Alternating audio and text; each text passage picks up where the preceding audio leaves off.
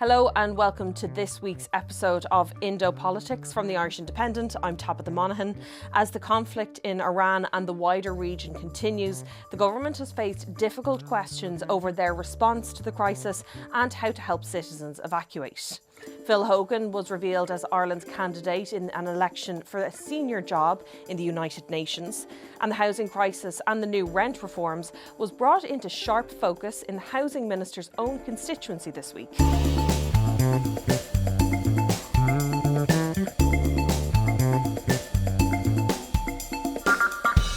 To discuss all this and what happened in Leinster House, I'm joined by my colleague, Cónal Thomas. I think we'll start this week with Iran. Of course, earlier in the week, a lot of the focus was on how the government is going to get those citizens who were caught in transit in Dubai out.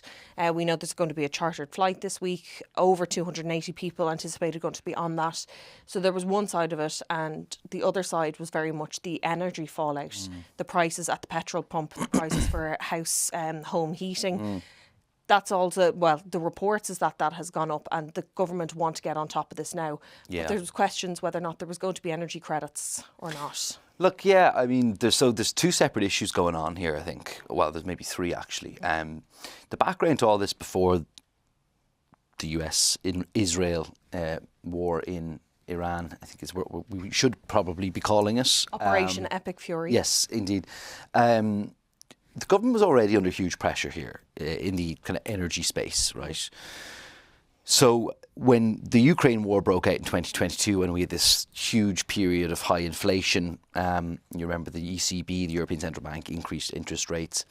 That went on. The government had to respond in each subsequent budget for 3 years and introduced energy credits. And since it withdrew them last year, there's been this vociferous criticism from the opposition parties, in particular Sinn Féin, around their withdrawal. They've really never let this go since the new government was formed. Every other week we hear about energy prices, you're right, yeah. So the war breaks out last Saturday, and bear in mind we're less than a week into it now, although it feels like longer. And what we've seen naturally is some high energy prices, partly as a result of what has been framed as price gouging, which the fuel industry itself is saying at the forecourt and home heating oil is actually not. It's that, what retailers were doing is they were putting up the price so people wouldn't rush to get this because they didn't have enough. Now, how much you buy into that excuse, we'll leave that to one side. And so, and then on the other hand, you have this concern that in a couple of weeks if things don't settle down, if there isn't a de-escalation, that's when people are going to really start feeling it in their pocket. That's when people start feeling the increased energy in the increased energy bills, household bills, and that'll feed through to nearly everything. And in the Dáil this week, we've had kind of growing calls, I suppose you'd probably call them, for some sort of emergency intervention. Now, some of this is naked politicking. It is, because it's opportunism. And there isn't much else going on besides the war, understandably. And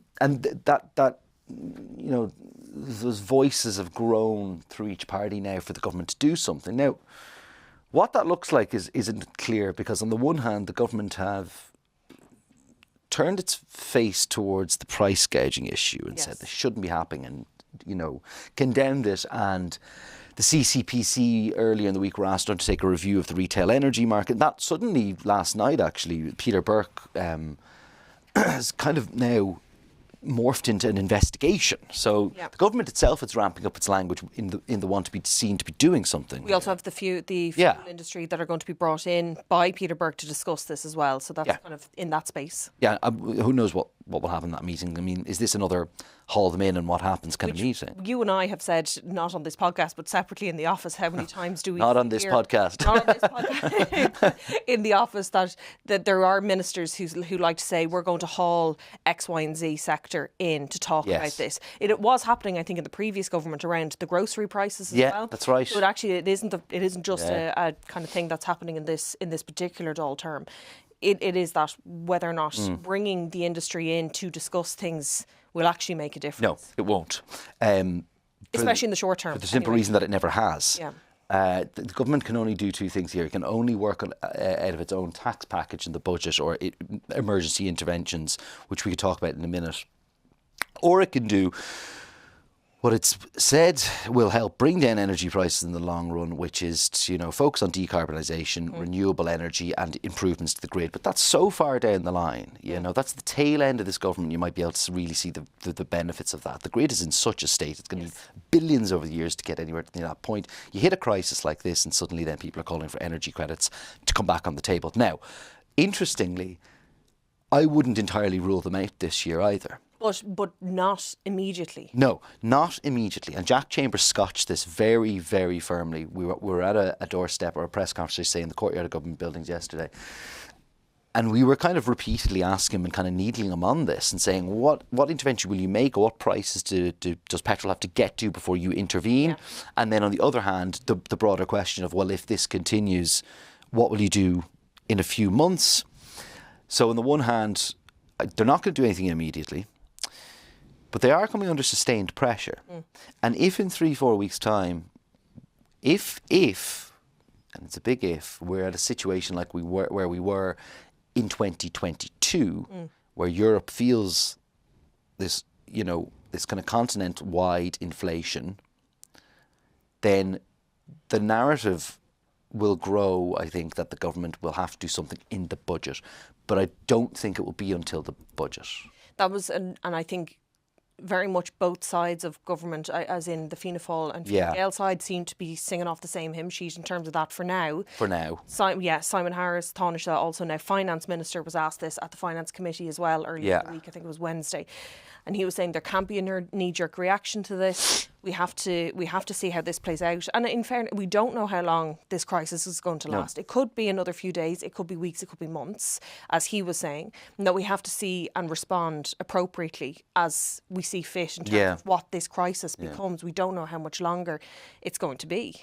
As now that he's in the finance brief, you're noticing the ghost of Pascal Donoghue sort of over his shoulder, as it arguably should be. But Pascal Donoghue was the one who was saying we need to end this once-off spending, and that's a big part of the government as well. Yeah, once-off spending gone. We need to look at long-term spending. Investment improvements, but also targeting the supports to those who need it most within society. And when they've been asked about what are you going to do to support people, they'll say the different measures that were already brought in, in the last budget. So it seems that in your spending they're going to say the home fuel allowance has been expanded to 50,000 families, and that was something we knew was coming down the line.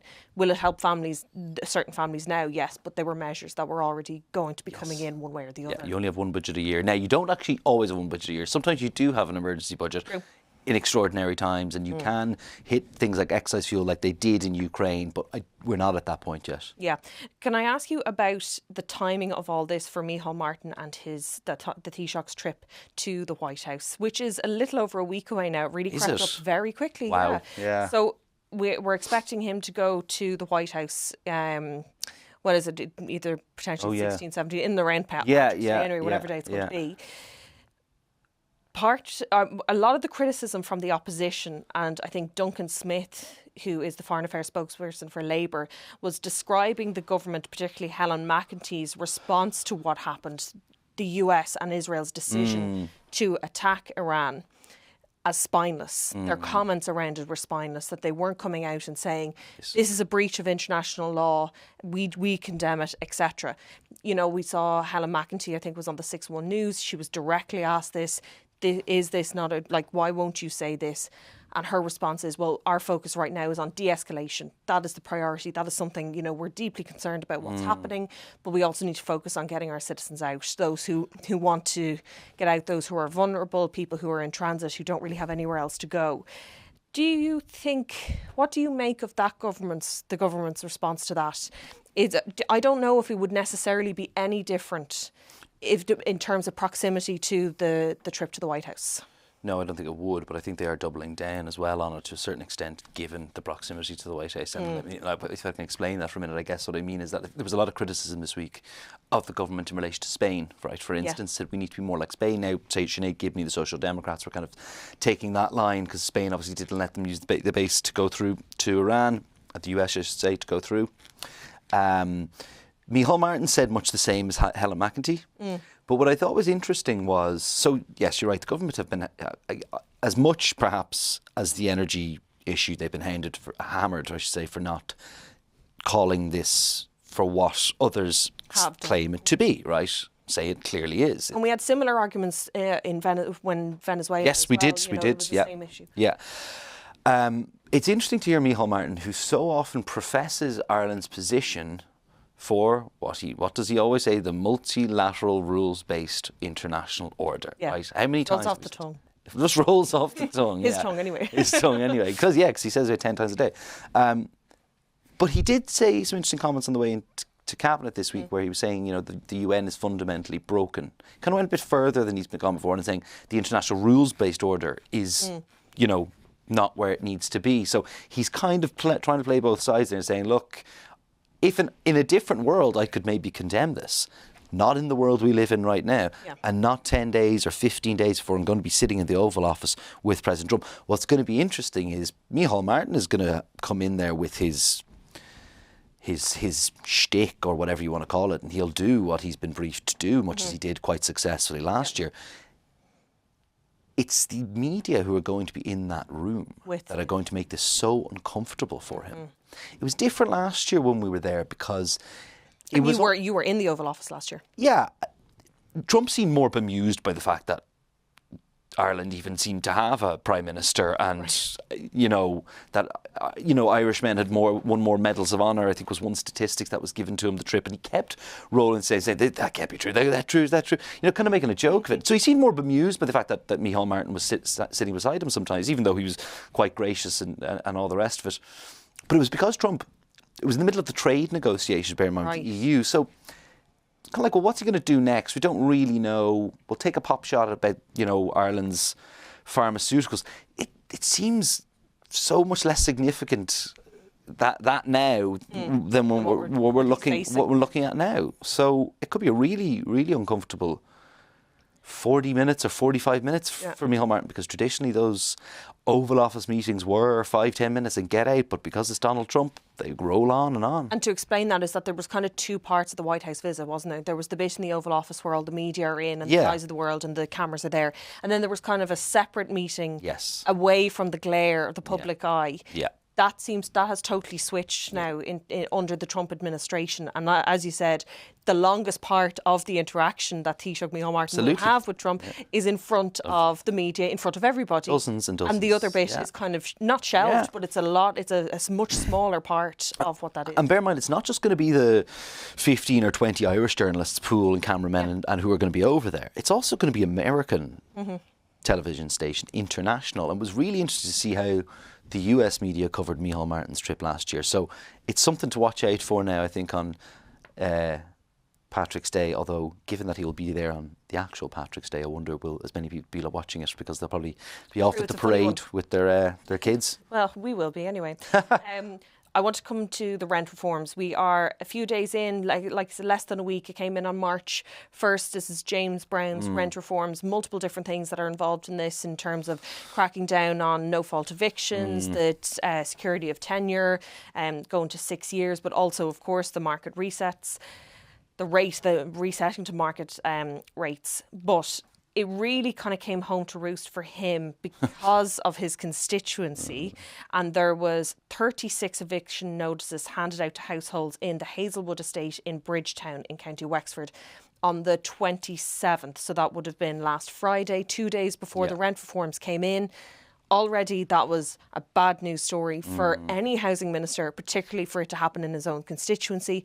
Now we're seeing this week that there was footage from a video doorbell, from one of the residents and it was an agent who was handing out the eviction notices, and they can be heard saying, "Bad news, have you heard about the new rental rules? We're serving eviction notices." Have you heard about the new rental rules? Yeah.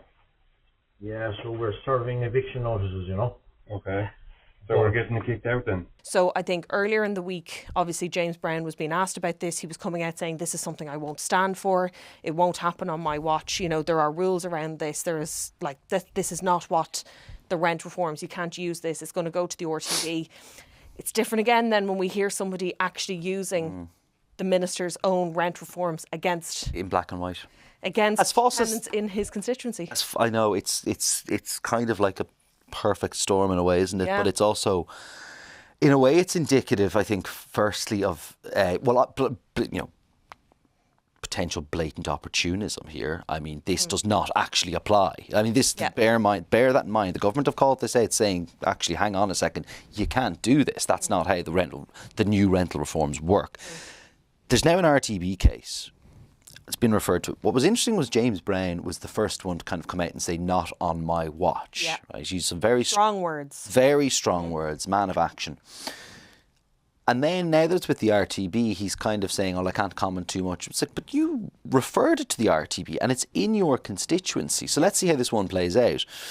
I think there's also the fact that these rental reforms were so confusing for so many people. It's easy for people to take advantage of them. I'd also like to say A lot of people aren't including entirely, us. including us. We've spent How many times having to have we waited a recap, recap to get around them. And you remember we were talking about this, I think, just before Christmas on the Christmas special pod we had, where I had nominated one of the gaffes of the year was how confusing the government initially announced these reforms. They've never actually quite recovered from this. So in a way, we have a housing minister and a team that, in one sense, haven't helped themselves. Yep. And on the other, I mean, like the conflagration, I think, of the opposition hammering the government on this and saying it will do one thing has led to this belief that we are going to see this spike in evictions. And look, that's now, 36 coming evictions to in bear. one estate is significant. It is significant, but the question is whether they can do that under the new rental rules, and the understanding is that they can't. Yes, well, we'll have to see how that plays Yeah. out. But it did make for, I think, a tricky time for the housing minister, for James Brown. Yeah. And potentially going forward, it'll still be there because we have to see what happens out of this RTB investigation if they're going to be examining this. And I think we just need to bear in mind we're talking. It's only a couple of days into March. These have only been in place now 5 days. That the new rental rules have kicked in. He's flying next week to Cannes to an institutional investor conference, which was something that the previous coalition was kind of derided over, and ultimately scotched after kind of a bit of a public backlash in the media. And they know they need €19 billion in institutional investment. It was obviously reported in the last few days that institutional investors will be paying for the Irish government's pavilion there. It's perhaps not surprising given it is a developer expo. But it is the optics of all of this. And while James Brown has gotten, I think, a lot of his coalition colleagues on side, you talk to people on both sides of the aisle, and Fine Gael and Fianna Fáil, both sides of the aisle, what am I talking about?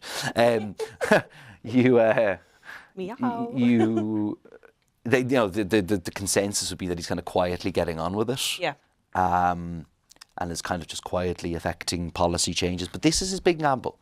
These rental reforms, as well as the apartment standard guidelines that are now going to be subject, and the VAT cut, and the guidelines which are now subject to like an EU court, hearing, they're his kind of three big gambles. So it's like everything we've talked about this coalition. We can look back to everything we've spoken about over the last, 6 months or however long before that. You're just waiting to see the impact of all of these things. I think, but there was no doubt that there was going to be a short-term impact of these rent reforms on tenants, on renters across the country. The short term was going to be that is going to be the impact, the resetting of market rates, potential for people to be evicted. Increased rents. Rents. That's it. It's whether or not the supply within the next 4 years is able to catch up. And will that be quick? Will that be soon enough, I suppose? And exactly, to counterbalance that. The last thing I wanted to talk to you about is Phil Hogan. He's back on All is forgiven. All is forgiven. Phil Hogan is back. So he is now going to be the government's candidate, Ireland's candidate, to run in the election for the Director General of the UN Food and Agriculture Organisation. So a big job that he's going to be running for. But the government has decided that Phil Hogan is our man for the job. To succeed the Chinese man who is now in the role, and it's a big job for a big man, and Phil Hogan is suddenly back on the scene, and everyone's delighted about it because... Is everybody delighted about it? Well, no, but... I'm sure. From a government point of view, From a government point of view, look, I think it's interesting because Phil Hogan was kind of pariah number one. Yes. After Golfgate. And I say pariah number one because he wasn't just the political figures in Ireland domestically and others who took the rap were, Dara Cleary had to stand down as deputy leader and minister, etc., and others. Phil Hogan was a big beast on the European stage. He was the agriculture commissioner, and Ursula von der Leyen effectively said, "You have to go." So we're 6 years now on from that, and I think if people think back to Golfgate, he is one of the names that will jump out at people in terms of being linked with that. So the process was that my understanding, he applied for it, and Martin Hayden brought a recommendation to Cabinet this week that he go forward. It's interesting as well, Phil Hogan spent the last 5-6 years consulting. I mean, he's had his private consult. He's made a lot of money from that, about €1 million, I think it was, in 2023, according to accounts published at the time. And then comparing that to the salary of the Director General of the FAO, $229,000 a year. Step down from... It would be a significant pay cut. I don't think Phil is too short of cash, though, to be honest with you. But he clearly wants to get back in the game. Yeah, it is interesting. But what I think will be really interesting about this is, he's one of those characters, Phil Hogan. He's one of those big beasts of Irish politics that kind of people love to hate or hate to love, right? I think what will be interesting is when this does kind of kick off this campaign, how much the government... That's exactly what I was going to ask you. ...will row in behind him. Yeah, because I think there's no denying that he has the credentials and the qualifications to do this. As you said, he was the EU Agriculture Commissioner. He was also Trade Commissioner. So he has the connections. He has the ability to kind of do those background deals. As he has proven, he was a very significant player, as you said, within the Commission. So it's not that he's coming to the table with nothing. No. He has a vast amount of experience and connections. And connections to be able to do that job. Yeah. That's exactly what I was going to ask you. Yes, he is the government's candidate. But as I said, there's a campaign ahead of him now to try and get across the line. What do you think the government will put their full weight behind him? No, I don't know. I don't think publicly. I mean, because a lot of this is sort of, soft power behind the scenes in Brussels and across the continent, which Phil Hogan will be well adept at. And in many ways, he might not need the government's help. See, that's the thing as well. Like, he is, he's well got in many quarters. Look, it's my understanding that Micheál Martin was, approved this, was, happy to put the name forward on behalf of the government. You can't imagine Fianna Fáil or Taoiseach, Micheál Martin coming out and batting for him too much, but, the Fine Gael MEPs and all the rest, you can. Do I think there'll be a coordinated campaign? No, I don't think so, because it'd be too politically risky, I'd imagine. And especially there is running the risk of the opposition from a domestic point of view, there being political blowback on that if they are seen to be pushing for Phil Hogan too much. Yes, exactly. And then things start to come up, and then the past gets stretched out. And do we want to go back? Does anyone? Micheál Martin definitely doesn't want to go back there. Certainly doesn't. And I think in that note, we are going to leave it there. Cónal, thank you very much for joining me. And thank you for watching and listening. As always, you can find all our latest episodes on the Irish Independent's YouTube channel or wherever you get your podcasts. We'll see you next week.